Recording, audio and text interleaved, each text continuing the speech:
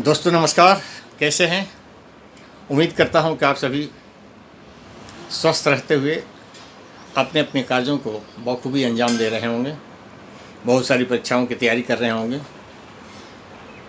और परीक्षाओं की तैयारी में व्यस्त होंगे। आपके साथ मैं हूं, आपके सहयोग के लिए। दर्शन पर मेरा यह अध्ययन आपके साथ चल रहा है और दर्शन पर, फिलॉसफी पर आपके साथ जो अध्ययन का क्रम है, पाश्चात्य दर्शन पर, यह 7वां वीडियो है। जैसा मैं पहले भी बता चुका हूँ, भारतीय दर्शन पर मेरा 16 वीडियो आपके पास उपस्थित है। आपने नहीं देखा हो, कृपया लिंक पर जाके सारे वीडियो को अध्ययन करें। मुझे नहीं मालूम है कि कितने लोगों के पास मेरा ये इन्फॉर्मेशन पहुँच पा रहा है। कृपया आप अपने दोस्तों को, अपने जानने वालों को, अपने परिचितों को ये जानकारी दें ताकि उन लोगों को पास तक ये सारी जानकारी उपलब्ध हो सके। एक जगह बहुत सारी चीज़ें मटेरियल मिल सके। आज का वीडियो का मेरा सब्जेक्ट है Aristotle theory of forms and causes. इसके पूर्व अरिस्टोटल पर मेरा introductory and theory of politics पर एक वीडियो आ चुका है, आपने देखा होगा। अगर नहीं देखा तो कृपया ज़रूर देखें, काफ़ी सारगर्भित वीडियो है। आज के वीडियो में मैं अरिस्टोटल के theory of forms and causes पर चर्चा करेंगे। वीडियो शुरू करने के पहले मैं पुनः एक बार आपको याद दिला दूं, चैनल को सब्सक्राइब करना ना भूलें। सब्सक्राइब करने से मुझे एक एनर्जी मिलती है और वीडियो को शेयर एंड लाइक ज़रूर करें।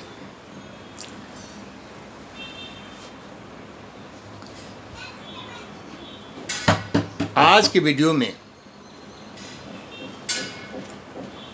अरिस्टोटल के theory of forms and causes में अरिस्टोटल किसी भी चीज़ को देखने का एक अलग नज़रिया रखते हैं और ये बताया भी गया है कि अरिस्टोटल, अरस्तु जो थे, पाश्चात्य दार्शनिकों में संभवतः अंतिम दार्शनिक हुए जिन्होंने सबसे ज़्यादा विचारों को लोगों के सामने रखा। उसके बाद कोई पुष्ट वैसी विचार नहीं आए। चलिए मैं आगे शुरू करता हूँ। उनको देखने का नज़रिया ये था कि the existence of any substance must be associated with A cause.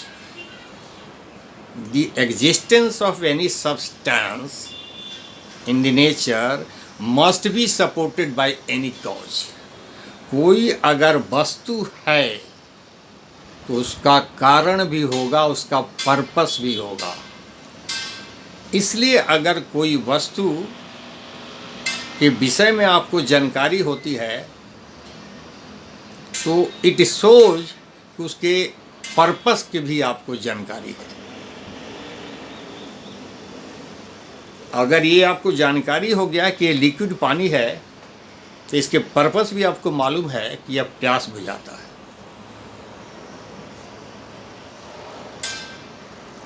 अगर किसी व्यक्ति के विषय में आपको ये जानकारी है कि यह व्यक्ति किसी कर्जालय के उच्च पदासीन व्यक्ति है तो कॉजे ये बताते हैं कि यह व्यक्ति निश्चित रूप से उच्च शिक्षा प्राप्त होगा,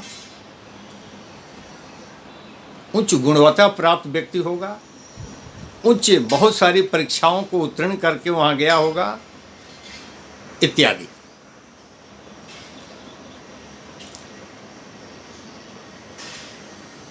चारों तरफ अंधेरा हो गया है, इट मीन्स दिन ढल चुके हैं, रात्रि आ चुकी है। पानी हो रहा है, इट मीन्स आकाश में बादल होंगे ही। रेलगाड़ी के जाने की आवाज़ सुनाई पड़ रही है, मतलब आसपास में निकट में रेलवे लाइन बिछी होगी। ये सामान्य से उदाहरण ये बताते हैं कि the existence of anything must be associated with is causes, purpose कहो। अब अरिस्टोटल अरस्तु का जो नज़रिया है बिल्कुल अप टू डेट नज़रिया है, पूर्वाग्रह से ग्रसित नहीं है या पिछले अपने गुरु से बिल्कुल डिफर करता। मैं इस पे बताऊंगा।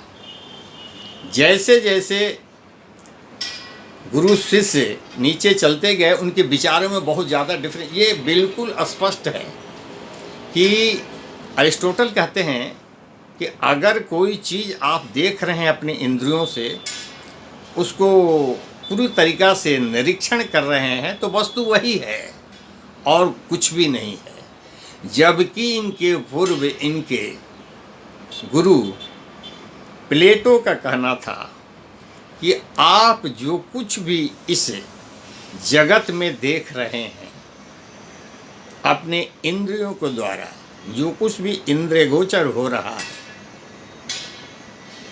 वह सचमुच वास्तविक चीज़ें नहीं है, वो आभासी है, एक इल्यूजन है।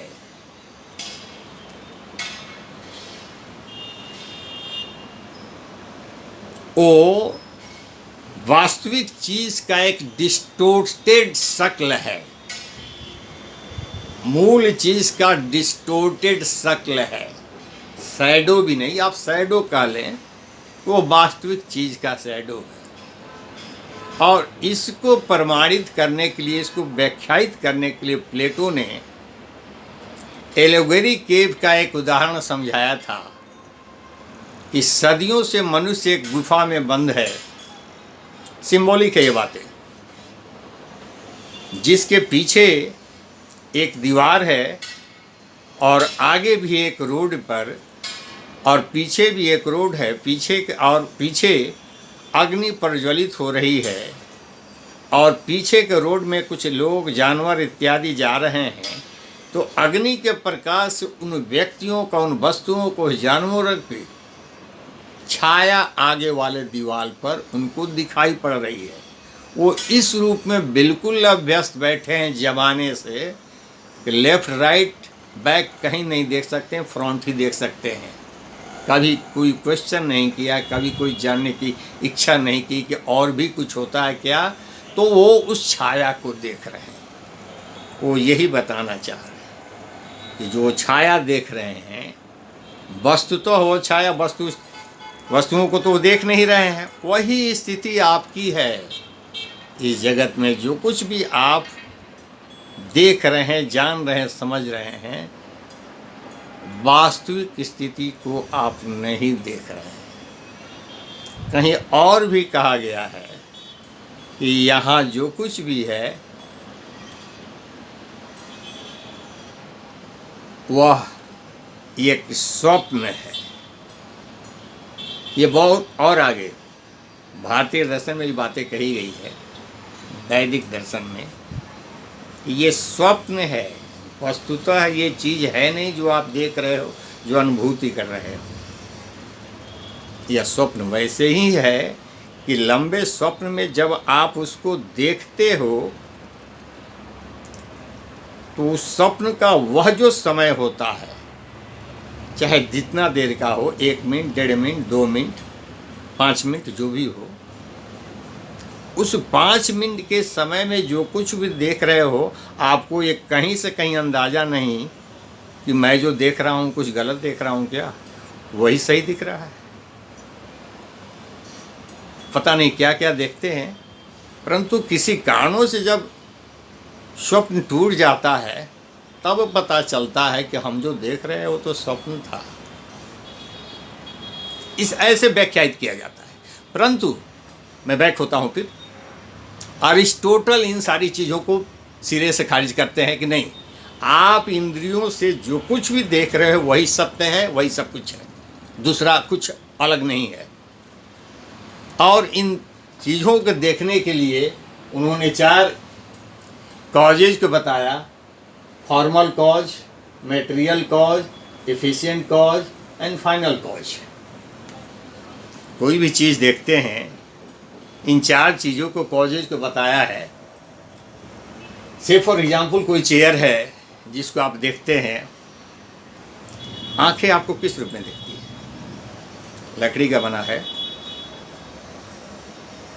प्लास्टिक का बना है, लोहा का बना है, कैसा शक्ल है, बड़ा है, छोटा है, उसके हत्थे हैं कि नहीं है, 4 पैर हैं, ये उसके शक फॉर्मल शक में आप देखते हैं। तो पहला जो आप निरीक्षण करते हैं उसके फॉर्मल स्वरूप को देखते हैं, कैसा है, छोटा है, बड़ा है, उसमें हत्थे हैं कि नहीं है, 4 पैर हैं कि नहीं है। ये प्राय चेयर का शक्ल ही होता है। दूसरा मेटेरियल कॉज। मेटेरियल कॉज में ये बताते हैं कि जो चीज़ आप देख रहे हो वह कौन सी मटेरियल की बनी हुई है। चेयर जो देख रहे हो, चेयर क्या लकड़ी का है, लोहे का है, प्लास्टिक का है, मटेरियल कॉज। तीसरा एफिशिएंट कॉज, उसके बनाने वाला तो कोई होगा। अगर लकड़ी का है तो लोहार ने बनाया होगा, कारपेंटर ने बनाया होगा। प्लास्टिक का है तो किसी कंपनी में बनी हुई, लोहे का है वो भी कंपनी में बनेगी, या अन्य प्रकार की बहुत सारी चीज़ें जो है कंपनी में बनी होगी। आप ये देख रहे हैं कि बनाने वाला कौन है। Final cause, the use, the end use. Chair का पर्पस क्या है? टू सिट, वो सोने के लिए नहीं होती है। ये 4 चीज़ें किसी वस्तु को पूरी तरह व्याख्यायित करने के लिए कॉजेज बताते हैं। दूसरा एग्जाम्पल में मैं देखूं, फर्ज करें कोई स्टैचू है, गुजरात में नर्मदा डिस्ट्रिक्ट में सरदार पटेल की बहुत बड़ी स्टैचू है। अब इसको हम इस रूप में अगर व्याख्यायित करें, फॉर्मल कॉज क्या है? सरदार पटेल की एक स्टैचू बनी हुई है, हूबहू उनके स्वाभाविक वस्त्र वेशभूषा में, धोती कुर्ता चप्पल पहने हुए कोई भी व्यक्ति देख कर कह सकता है सरदार पटेल की मूर्ति है, स्मारक है, स्टैचू है। तो पहली बात ये समझ में कि ये स्टैचू है। दूसरा मेटेरियल कॉज, किन चीज़ों से बना हुआ है? स्टील या डिफरेंट और सारे मेटल्स का मिश्रण, काफ़ी मजबूत चीज़ें बनी हुई है। तीसरा एफिशिएंट कॉज, दुनिया के बेहतरीन शिल्पकारों ने, इंजीनियरों ने इसे बनाया है with the association of government of India, ये बना है। चौथा फाइनल कॉज क्या है?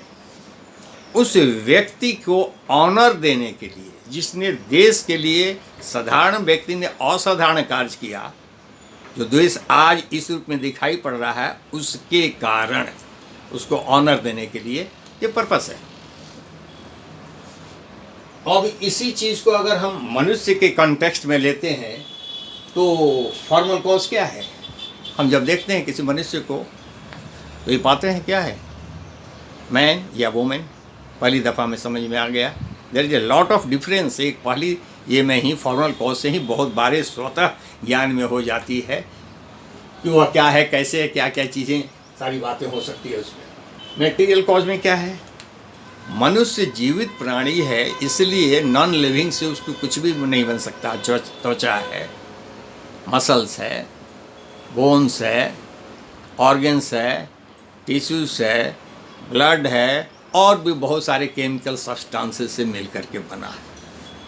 ये मटेरियल कॉज है। तीसरा एफिशिएंट कॉज क्या है? मनुष्य की उत्पत्ति कैसे होती है? उसके पेरेंट्स से होती है। उसके पेरेंट्स ने उसको जन्म दिया है, उसी से उसकी उत्पत्ति हुई है। दूसरा फाइनल कॉज, इसमें यहाँ पर बड़ा ही विचित्र एक दुर्लभ बात अरिस्टोटल ने कही है, बहुत मार्के की बातें। To be happy in use, मनुष्य के जीवन का final cause to be happy, happiness की प्राप्ति इन यूज है। ये इन्होंने इसमें बताया है। ये बहुत ही दुर्लभ, आज तक ऐसे किसी भी दर्शन कि अध्ययन में इतनी बेहतरीन बात निकल कर के नहीं आई, the final cause, the purpose of to be a man to become happy. अब इसको इसमें Aristotle teleological view of nature को और इसको पुष्ट करने के लिए बताते हैं कि everything in nature is for any purpose, to meet any purpose. Example के रूप में अगर कोई नाइफ है, चाकू, तो चाकू का काम क्या होता है? To cut anything, to cut fruit, to cut vegetables, to cut anything. यही है इसका पर्पस। अगर सीड है, इसका क्या यूज हो सकता है? To grow into a tree, to grow into a tree. उसी प्रकार बताते हैं ह्यूमन बीइंग का टू बिकम हैप्पी। कॉजेज क्या है? Last causes, final causes, to become happy. अब ये बताते हैं कि happiness is the chief and ultimate goal, और we are always aiming to for getting this. अब फॉर एग्जाम्पल, कोई व्यक्ति अगर आईएएस की तैयारी कर रहा है, उसके सब्जेक्ट पढ़ रहा है, उससे संबंधित सब्जेक्टों को पढ़ रहा है, तो उसके पीछे क्या है? To do well in examination. वो सब्जेक्ट जो अगर पढ़ रहा है, क्यों? कारण क्या है? To do well in examination. क्यों to do well in examination? क्यों? To pass the examination. अगर एग्जामिनेशन में अध्ययन अच्छा से नहीं करेगा, how to pass? To pass in the examination, to do well in the examination. क्यों पास क्यों करेगा? क्यों पास करना है? To get a degree. अगर पास नहीं करेगा तो उसको डिग्री नहीं मिलेगी।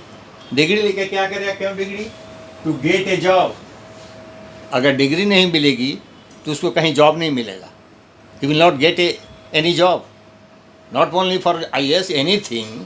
जब तो उसको डिग्री नहीं मिलेगी, कोई जॉब नहीं मिलेगा। तो जॉब लेकर क्या करेगा? To get any job, to earn money. Job क्यों करेगा? क्या कारण है?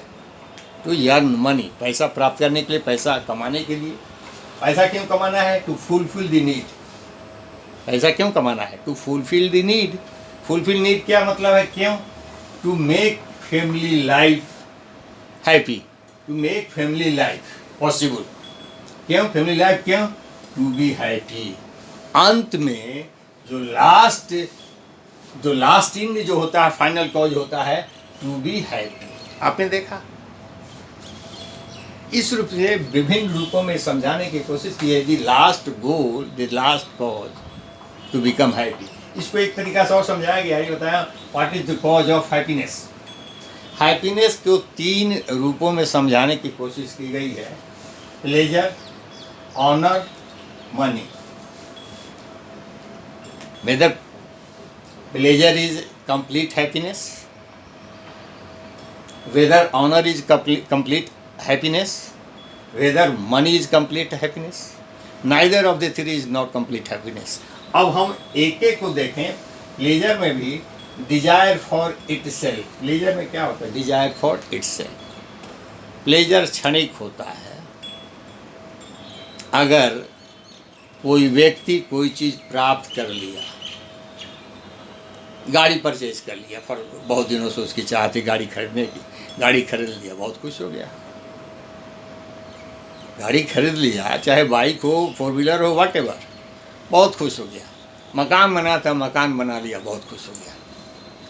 तो क्या ये प्लेजर जो है for a time being, desire for it self, उसका गाड़ी खरीदना एक सेल्फ डिजायर था, तो उसे उस प्लेजर से क्या हैप्पीनेस मिल गया? नो। अल्टीमेट एम, क्या अल्टीमेट एम यही हो सकता है ज़िंदगी का? गाड़ी खरीद लिया, अल्टीमेट एम हो गया उसका नहीं क्या? या एक मकान बन लिया, अल्टीमेट एम हो गया? या वो शादी हो गई उसकी, तो क्या अल्टीमेट एम हो गया? No, nothing. Third, self sufficient. क्या वो सेल्फ सफिशिएंट हो गया? गाड़ी खरीद लिया, सेल्फ सफिशिएंट हो गया? हंसी आती है। नाइदर ऑफ द थ्री, ये जो भी कार्य है, चाहे वो मकान बना लिया, गाड़ी खरीद लिया, शादी कर लिया, एक नौकरी ही कर लिया, independently neither of this thing is a cause of pleasure. Self sufficient, ultimate and desired itself. Neither of the three makes him pleasure. अगर प्लेजर हो भी गया, pleasure does not make him complete happiness. अब next हम honour की बात करें। Honour में भी फिर वही 3 चीज़ें हैं। क्या सिर्फ ऑनर से व्यक्ति की ज़िंदगी हैप्पीनेस में आ जाती है? ऑनर फॉर ए टाइमिंग होता है, या सिर्फ ऑनर ही सब कुछ नहीं है, और भी बहुत सारी चीज़ें हैं। ऑनर में भी वही उनका सेल्फ ऑनर हो सकता है। क्या अल्टीमेट गोल वही है क्या? इसके अलावा में बहुत सारी चीज़ें पड़ी हुई ज़िंदगी में जो उसको हैप्पी होने ही नहीं देगी। सेल्फ सफिशिएंट, ऑनर्ड हो गया, घर में खाने का नहीं है, पारिवारिक आवश्यकताएं पूरी नहीं हो रही है, हैप्पीनेस आ गई। Next money. मनी के केस में आपको 50 लाख रुपए मिल गए, 1 करोड़ रुपए मिल गए, पैसे बहुत मिल गए, तो आपका डिजायर्ड गोल पूरा हो गया, ज़िंदगी में खुशहाल हो गया, हैप्पी हो गए। बाकी सारी चीज़ें पड़ी हुई है अभी। अल्टीमेट गोल वही है, 50 लाख या 1 करोड़ या 2 करोड़ रुपये मिल गए, बाकी सारी चीज़ें ऐसी पड़ी हुई है, हैप्पीनेस नहीं आई मेरे दोस्त। तीसरा, सेल्फ सफिशिएंट भी नहीं हुए, बहुत सारी चीज़ें ऐसी ही पड़ी हुई है। तो आप ये देख सकते हैं, neither pleasure nor honour nor money alone is the cause of complete happiness. Neither of the three is the self cause of complete happiness. पूर्ण हैप्पीनेस के लिए तीनों अकेले में कहीं से कहीं मुख्य कारण नहीं है जो कि आपको इंसान की ज़िंदगी को हैप्पीनेस बना सके, बल्कि ये इसका एक कारण और है हैप्पीनेस का। इंसान ज़िंदगी में भी जो कार्य करता है, जो उसकी एक्टिविटी होती है, एक आदमी बहुत सारी चीज़ों से जुड़ा हुआ होता है, और खुशी का मतलब अपने सद्गुणों के अनुसार की जाने वाली सर्वोत्तम गतिविधि में है, और उसी गतिविधि से ये सारी चीज़ें लगभग प्राप्त हो जाएगी। ये तीनों ही चीज़ें, pleasure, honour and money. And then the man become in the state of happiness, not complete happiness, in the state of happiness. और वही चाहिए। कंप्लीट कभी भी कुछ नहीं होता, दुनिया में सब कुछ कंपैरेटिव होता है, नथिंग इज एब्सोल्यूट। मेरे दोस्त इसको जानने की कोशिश करें, nothing is absolute in this world, everything is comparative. आप दुनिया के सबसे अमीर व्यक्ति नहीं हो सकते, दुनिया के सबसे गरीब व्यक्ति नहीं हो सकते, दुनिया के सबसे जो सुंदर व्यक्ति नहीं हो सकते हैं, दुनिया के सबसे क्रूर व्यक्ति भी नहीं हो सकते। आप किसी भी सब्जेक्ट पर उठा के देख लें, it will be A comparative matter, it is not a matter of absolute. दोस्तों, मैंने इस वीडियो में अरिस्टोटल के थ्योरी ऑफ फॉर्म्स और कॉजेस के विषय में एक विस्तृत जानकारी दी है, विथ रेस्पेक्ट टू इनके गुरु प्लेटो की क्या अवधारणा थी, उनसे बिल्कुल हट करके है। ये इस दुनिया में जो कुछ भी आप देख रहे हैं, अपने इंद्रियों से देख रहे हैं, उसी को ये सत्य मानते हैं, और उसी को मैटर एंड मैटर का कॉज के बारे में चर्चा करते हैं, नथिंग बियॉन्ड दिस वर्ल्ड। ये इनका कहना है। उम्मीद है वीडियो पूरी तरह से समझ में आई होगी। लाइक तो बनता है दोस्त, वीडियो को सब्सक्राइब भी करें ताकि आपके दोस्तों को इतनी बहुमूल्य चीज़ें मिल सके। उन्हें अगले वीडियो में थैंक यू।